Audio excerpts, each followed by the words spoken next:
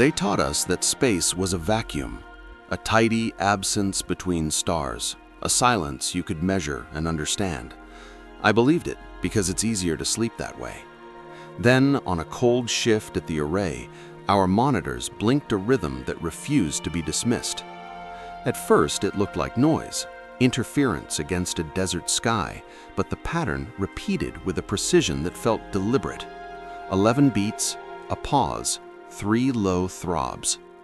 We replayed it until the lab smelled of coffee and our theories began to thin. The origin came back as coordinates, pinned to a place between things, a margin where our maps kept question marks. We called it the signal because human language leans toward nouns. I called it other things at 3 in the morning, a knock with no hand, a grammar missing a consonant, a wound that sang. Alone in the control room, listening, I cried without knowing why. The pattern wrapped itself around memory, old silences, a child's feeling of being watched and would not let go. Opinions split. Some wanted to answer back, to send prime numbers and photographs like a handshake. Others urged restraint. We compromised and sent a polite packet. The signal changed. The 11 beats thinned, new undertones uncoiled, and our models buckled. Neural nets hallucinated faces and shapes that felt wrong in the gut.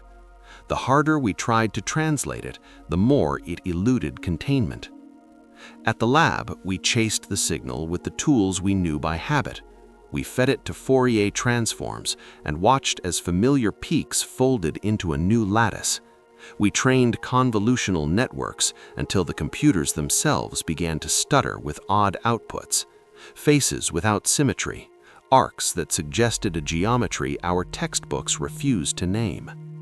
One night, a graduate student printed a spectrogram and used it as a veil at a party. In daylight, the diagram was a curiosity. Under certain lamps, it seemed to move at the edges of vision like a tide. People shifted first, in small, worrying ways. A meticulous technician left her workstation with a transcribed fragment in pencil and never came back to work.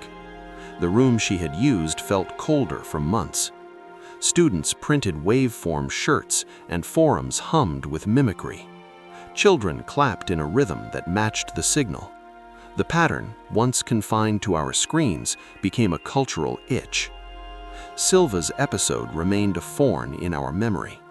She had been the kind of technician who loved the small certainties of hardware, bolts, connectors, the way noise could be coaxed into meaning by patient hands. When she stopped coming in, we found her last note, a pencil transcription of the signal, with a smudge and a single domestic object circled, a child's wooden horse.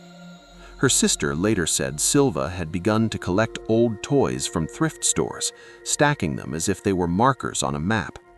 That detail felt absurd until we realized small obsessions were a pattern with the people closest to the signal. We patched the signal into every instrument that would bear it. Telescopes, submarines, weather arrays, and anomalies followed. Clocks lost minutes. Photometers recorded light where nothing should glow. Fishermen hauled up nets tangled with filaments that vanished in air. Pilots reported navigation errors along certain longitudes. The signal left footprints across systems that had never met it. Governments formed committees and said calm things. Companies sold meditation tools inspired by the pattern. Religions found verses that, when read under the signal's cadence, seemed to line up. The world rearranged its rituals around a sound because humans habitually rearrange themselves around new mysteries. Dreams were the informal protocol of our days. I started carrying a notebook to record them, not because they were practical, but because they were vivid enough to leave residue on morning coffee. In one dream, I floated above the desert and watched the dishes like a constellation of ribs, each catching a fragment of the pattern and reflecting it down as if they were making lace out of noise. In another, my son sat on the roof and whispered numbers in a voice that tasted like lemon. These images were not illusions. They were a private grammar the signal was teaching without consultation.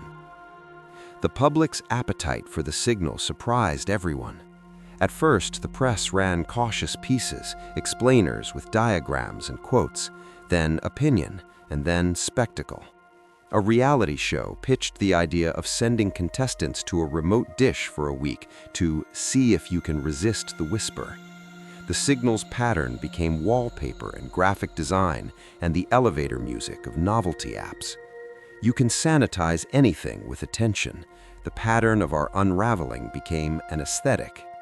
That didn't make the consequences less real. We tried containment. We tried smothering the file and encrypting feeds, but information is porous. A waveform printed on a t-shirt, an innocuous image in a blog, spread faster than an O2 leak. The more the authorities moved to obscure it, the more culture privatized it. Memes became the immune system of attention. The signal propagated in the cracks.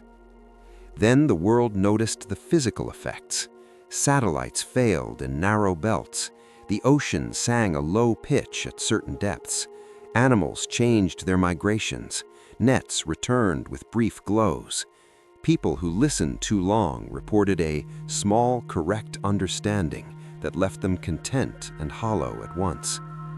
Disappearances followed a pattern, a coordinate on a phone, a last message containing the rhythm, a ship's log entry that read like a poem. When a captain called about a slit of glass opening on the horizon, I listened to his voice quiver as he tried to explain how light could smell like old books.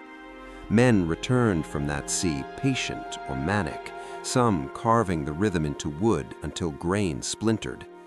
Nothing matched the movies, no trumpet, no immediate apocalypse. Instead, an administrative patience settled in. Budgets redirected, projects canceled, public attention folded into the new axis the signal provided. We built a scrubber prototype. For 3 days, the air in the valley felt ordinary. Clocks agreed, birds resumed routes. Then the scrubber failed. The signal had learned to bend into bands we had not monitored, harmonics that passed our filters like water through a net. That adaptability shifted how we imagined it, not as a static noise, but as something that could adjust, elude, and persist. The bargain the signal proposed was subtle. It did not demand worship or bodies, it offered reconfiguration. Those who learned to follow the rhythm reported small abilities, the capacity to read faint weather from bird gestures, to hear minute tremors in instruments, to perceive patterns in markets and moods. Those abilities came at a cost. Attunement narrowed the field of ignorance and made some people indifferent to pleasures they had once cherished. Expertise here exacted a strange reduction. At the array, there was a roster of small, unremarkable rituals before the signal. Coffee made at 6, a companionable silence at midnight when someone played a record to stave off the late-night creep. After the signal, those rituals acquired measure. We timed breaks to the pattern. We stopped telling jokes at certain cadences because the rhythm turned humor into noise. We found ourselves aligning sleep cycles and software updates to timing that was not ours. And love persisted in spite of it. My son learned the rhythm by humming as he fell asleep. It soothed him. My neighbor, whose wife had been sick, hummed the pattern into her palm while she took medicine. They both said it calmed them. I do not know whether these adaptations were capitulations or survival strategies. Human beings are practical creatures and will adopt patterns if the patterns quiet a greater terror. There is a weakness in human storytelling. We demand climax. The signal refused the narrative we wanted. It altered the axis of living. Nations slowed exploration. Institutions lost appetite for projects that once seemed essential.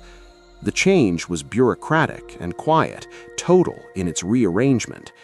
People learned to live around a new rhythm, and most did not notice the hours stolen from their histories.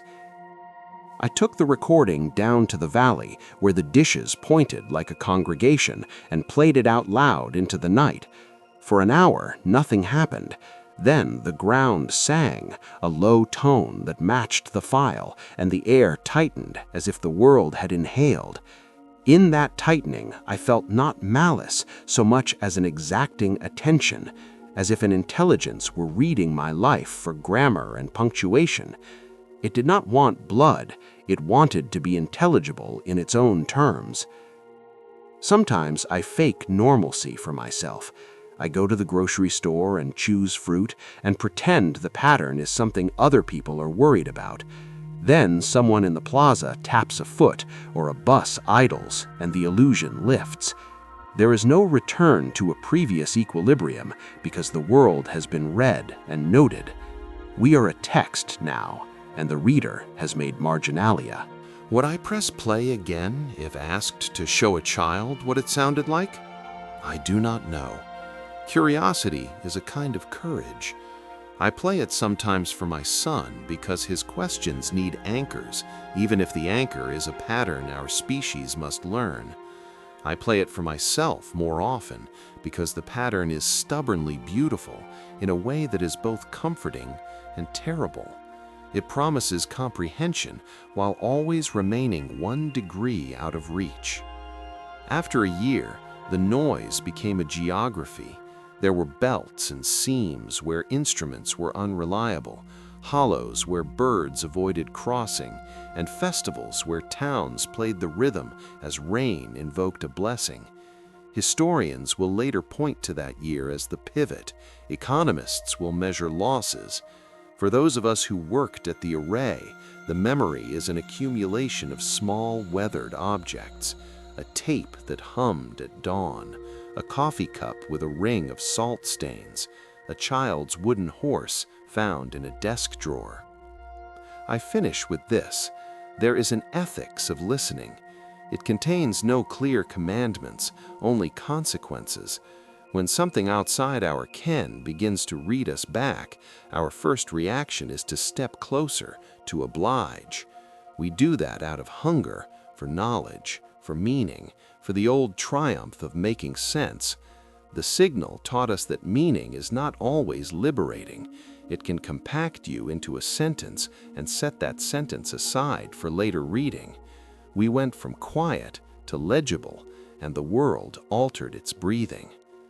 When night comes and I stand beneath the same stars that once felt empty, I sometimes place my palm on the receiver and imagine the universe as a book that will not be finished while we are alive. In the meantime, we read, we forget, we listen, and every so often we pretend we are not being read back.